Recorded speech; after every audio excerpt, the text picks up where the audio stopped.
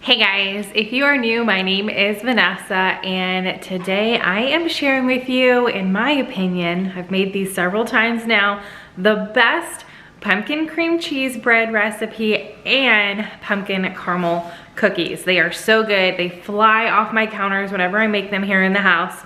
So I'm very excited to be sharing them with you guys today. Let's go ahead and get into these two very scrumptious pumpkin recipes. First off, I'm going to make a pumpkin cream cheese bread. This is another one of our favorites. I make this almost every single year, and I don't think I've shared it yet. So I'm gonna go ahead and make this. I've shared a banana cream cheese bread. I thought that was really good. It was the first time taking this cream cheese layer and putting it into a banana bread, but putting it in pumpkin bread has been a tried and true, and we absolutely love it. So here's my ingredients. I am going to be mixing up two different things, the bread mixture and then the cream cheese mixture. So that's why I have like my eggs separated right there. But I am going to be using sugar, flour, vegetable oil, vanilla extract, cream cheese that has been sitting out just for about 30 minutes to get nice and soft so it mixes well, 3 eggs total, some canned pumpkin, not the pumpkin pie filling, just the pumpkin puree,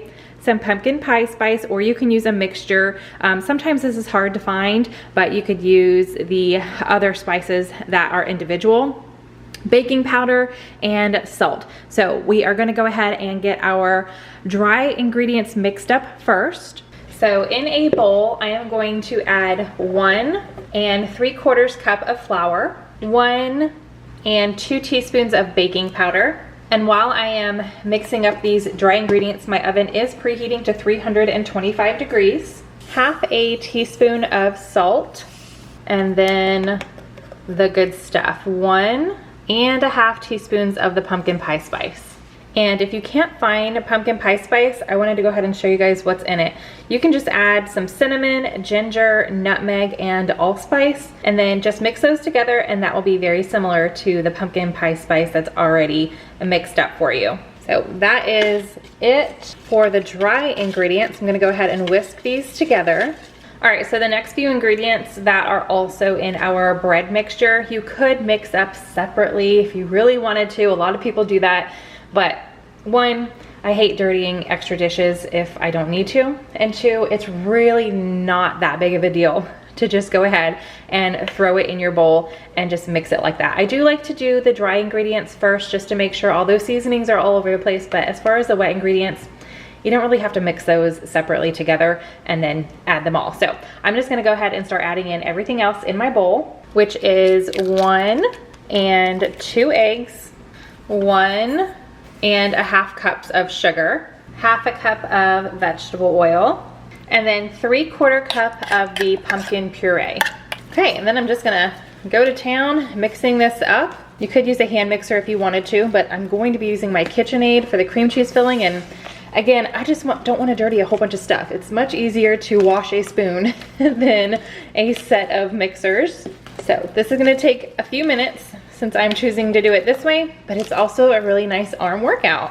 Okay, now that we've got our pumpkin bread mixed up, we're gonna go ahead and work on that cream cheese filling. All right, we're gonna get our cream cheese in there. It's an 8-ounce block, 1 egg, 1/2 cup of sugar, 1 1/2 tablespoons of flour, and 1 1/2 teaspoons of vanilla extract. And I'm just going to mix this up until it is nice and creamy. Okay, I have these silicone loaf pans, which I absolutely love, but you can use a regular one as well. If you use a regular one, I like to use parchment paper. It just makes it easier to pull your bread out. I did go ahead, even though these are silicone, I do still spray. Like, I spray everything. So I did go ahead and spray both of my pans. These are a little smaller than your typical loaf pan.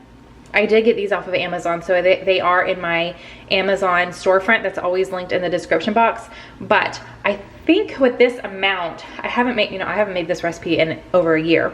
So I'm pretty sure I was able to get 2 the last time that I made it. And then the time before that, I just had the 1 regular loaf pan. So what we're going to do first is we're going to put half of our pumpkin bread mixture into the loaf pan.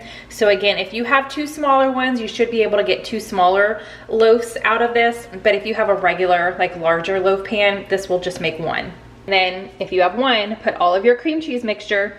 I'm doing 2, so I'm gonna put half in 1. Try not to make a huge mess. And then half in the other.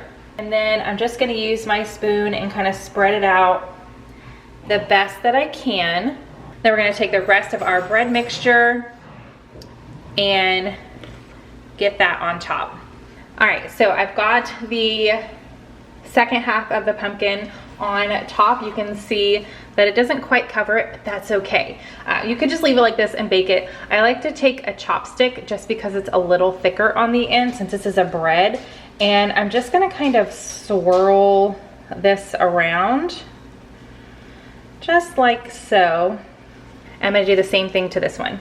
My oven is ready at 325 and I'm gonna bake these for 60 to 70 minutes. Since these are on the smaller side, I'm gonna check them at 60, but when I make a regular loaf, it takes more like 70 minutes. It only took about 60 minutes. I think it was like 62 by the time I got to the oven, but they are definitely done. I let them cool in the pans for a good 15 minutes and then I just popped them out. That's why I love the silicone pan. So I'm gonna let them cool completely on here on this little tray, and then I will cut one up and show you guys what it looks like.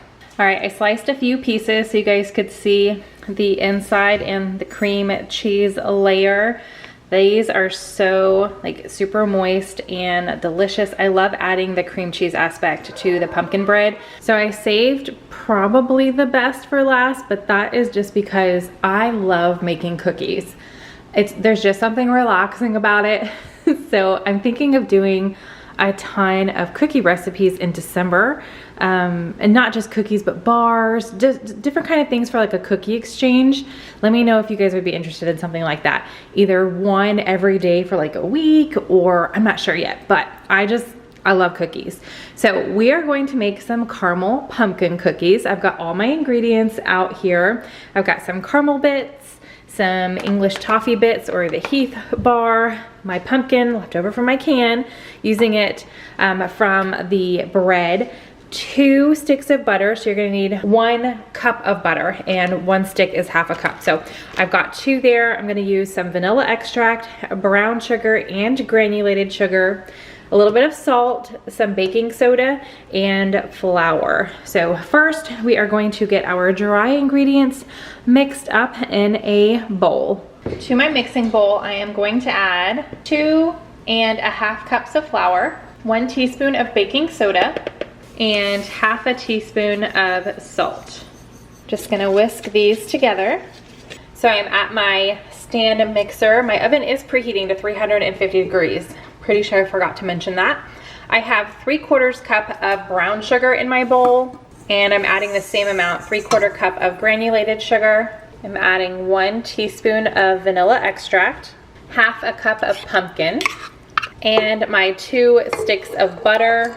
I did pop them in the microwave for about 20 seconds just to get them nice and soft so everything is easier to mix together. Now I'm just gonna mix these together. All right, my sugar, butter, pumpkin mixture is all mixed up. I did scrape the sides with a spoon, and now I am adding my flour mixture, or my dry ingredients, and I'm going to mix this up. Okay, our cookie dough is all mixed up, but now for the scrumptious part, I'm adding in 1 cup of the Heath toffee bits and about half a cup of the caramel bits. I'm just going to use my spoon to fold these in. Okay, I got my cookies scooped out onto some baking sheets. I did put some parchment paper down. I found these at the Dollar Tree a while ago and I picked up several packs and I almost forgot about them. I just saw them in my pantry. So I am utilizing those. They're already the perfect size for the bigger baking sheets, but my oven is preheated to 350 and I'm gonna put these in for 10 to 12 minutes. Oh, and this batter makes a ton. I always like to send in some with my husband to work, Sometimes I'll have like extra kiddos in the neighborhood take some home. I do check with the parents first, but if you do not need this many cookies, if you're not making it for like a cookie exchange or to pass out maybe half the recipe, but I always like to just go ahead and make a huge batch. All right, cookies are done. I did let them cool completely before taking them off the baking sheet, and they are super delicious. The kids have already stolen a few, but the batch that I whipped up made about 48. I was able to get 12 on 4 of the larger trays. But like I said, I love baking cookies, and these are definitely a tried and true in our house. All right, I hope you guys enjoyed those. Let me know down below which one you want to try first. If you've already tried something similar to that, let me know as well. If you make these, take a picture and tag me on Instagram. I would love to see how they turn out in your own kitchen. I hope you guys are having a great day. Give this video a big thumbs up, subscribe if you are new, and I will see you in the next video. Bye.